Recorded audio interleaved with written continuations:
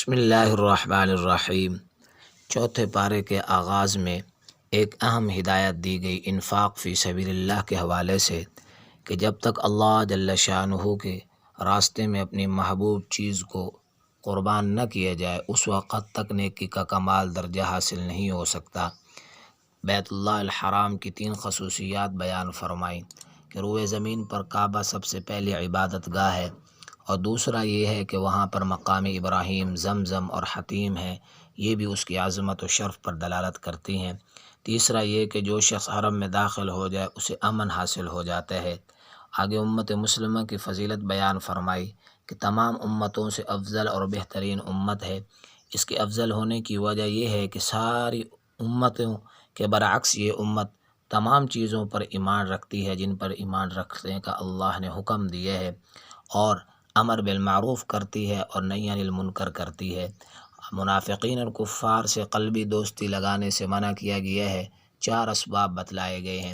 پہلا یہ کہ وہ تمہیں نقصان پہنچانے میں کوتاہی نہیں کرتے۔ دوسرا یہ کہ دل سے چاہتے ہیں کہ تمہیں دین اور دنیا کے اعتبار سے پریشانی اور مصیبت ہو۔ تیسرا یہ کہ ان کے چہرے اور ان کی باتوں سے تمہارے لیے بغض و عداوت ظاہر ہوتا ہے۔ چوتھا یہ ہے کہ ان کے دلوں میں جو بغض اور حسد ہے وہ اعلانیہ باتوں سے بھی کہیں زیادہ ہے، اور منافقین کو رازداری اور دلی دوست بنانے سے منع کرنے کے بعد غزوہ بدر کا ذکر فرمایا، جو تمام غزوات کا سرتاج غزوہ ہے۔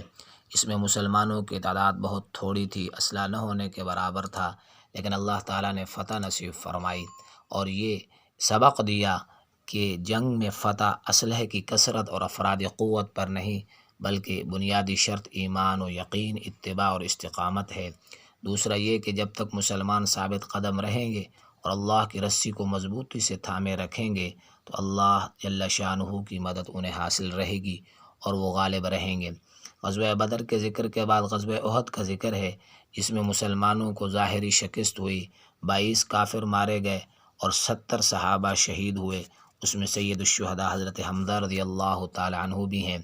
صحابہ کرام کی ایک جماعت کو رسول اللہ صلی اللہ علیہ وسلم نے ایک درے پر کھڑا فرمایا اور فرمایا کہ اگر تم یہ دیکھو کہ ہمارے لاشیں پرندے نوچ رہے ہیں تو بھی یہاں سے نہ ہٹنا۔ لیکن صحابہ کرام میں سے کچھ صحابہ وہاں سے اس لیے کہ مال غنیمت اکٹھا ہو رہا تھا اور مال غنیمت جمع کیا جا رہا تھا، وہاں سے ہٹے، تو وہاں جو ہے خالد بن ولید جو ابھی مسلمان نہیں ہوئے تھے انہوں نے پلٹ کر حملہ کیا، جس کی وجہ سے صحابہ اکرام رضوان اللہ تعالی اجمعین کا بہت زیادہ نقصان ہوا اور شہادتیں ہوئیں۔ 70 صحابہ شہید ہوئے۔ حمراء الاسد کے مقام پر ابو سفیان پہنچا تو اس نے اپنے لشکر سے مشورہ کیا کہ ہمیں واپس جا کر مسلمانوں کو بالکل ہی ختم کرنا چاہیے، لیکن اللہ تبارک و تعالی نے وحی کے ذریعے رسول اللہ صلی اللہ علیہ وسلم کو بتلا دیا، تو رسول اللہ صلی اللہ علیہ وسلم نے پھر ان پر حملہ کرنے کے لیے صحابہ کو جمع کیا۔ صحابہ اکرام زخمی ہونے کے باوجود اس پر تیار ہو گئے اور جا کر حمراء الاسد کے مقام پر ان کا پیچھا کیا، تو اللہ تعالیٰ نے صحابہ کرام کی اس مقام پر بہت تعریف فرمائی کہ باوجود تھکن اور باوجود زخمی ہونے کے دشمن کے مقابلے کے لیے تیار ہوئے۔ سورہ نساء کے آخر کے سورہ آل عمران کے آخر کے اندر فلاح کے 4 اصول بیان فرمائے: دین پر جمع رہنا، مشکلات و مصائب پر صبر کرنا، اور دشمن کے مقابلے میں استقامت، اور دشمنان دین سے مقابلے کے لیے اپنے آپ کو تیار رکھنا اور ہر حال میں اللہ جل شانہ سے ڈرتے رہنا۔ سورہ نساء اس میں عورتوں کے احکامات کثرت سے بیان فرمائے گئے ہیں، اس لیے اس صورت کا نام سورہ نساء ہے۔ ابتداءً فرمایا گیا کہ یتیموں کے اموال ان کے حوالے کیے جائیں اور اسے بدلنے کی کوشش نہ کی جائے۔ یتیم بچے ہوں یا بچیاں ہوں ان کو وراثت میں پورا حصہ دیا جائے۔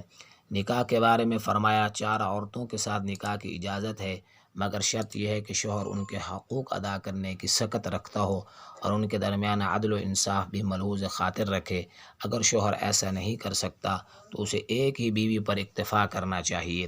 اور ایک اور چیز بیان فرمائی کہ عورت کو پہلے زمانے کے اندر وراثت میں بالکل حصہ نہیں دیا جاتا تھا، اسلام نے آ کر عورت کو وراثت میں بھی حصہ دیا۔